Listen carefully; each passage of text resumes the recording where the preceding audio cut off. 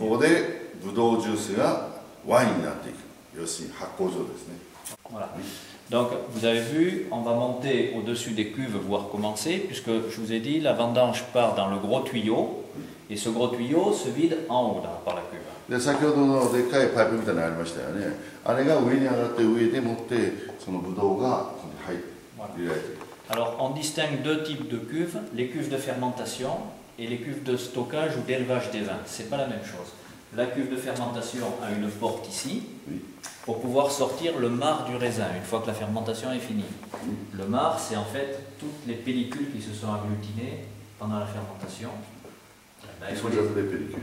Les peaux, la peau du raisin. Voilà. C'est utile pour la fermentation, pour la couleur du vin, pour les tanins, tout ça, mais une fois que c'est un gâteau, il se forme un gâteau épais une fois qu'on a tiré tout le jus. Mais il faut l'enlever, ce gâteau. Donc on enlève à la pelle ou la fourche et on sort par cette porte, dans un appareil qui est ici en fait. Alors que les cuves de stockage, vous voyez, il n'y a pas de porte. Il y a du jus, donc on le sort avec des pompes. Mais là, on est obligé de sortir. だからこのキューブ、要するに今樽って呼んでもいいんだけども、これとこれの違いって何かっていうと、これは保存用、ストカージュ、保存用にやる。これはそうじゃなくて発酵用にやる。だからなぜじゃあこういうその窓みたいなのついてるかというと、この窓からそのなんていうの、ブドウの皮とか種とかそういうのを取り出していく。Donc ce gâteau de pellicule, ça, ici vous avez des cuves de 180 hectolitres, donc 190ヘクトリットル。19 millilitres.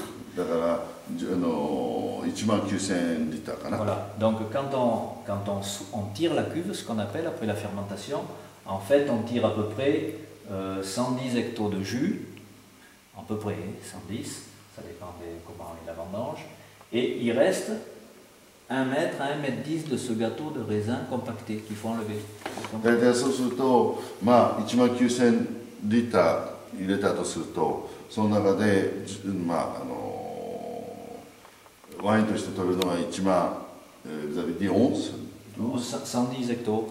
大体1万1000本、1万1000リッター分ぐらい取れると。でそうすると残りが大体、vous avez dit 1 mètre Oui, 1 mètre, ça fait à peu près 5 mètres cubes. 大体1メートルぐらいの高さの分、そのね、皮とか種とかそういうのが残る。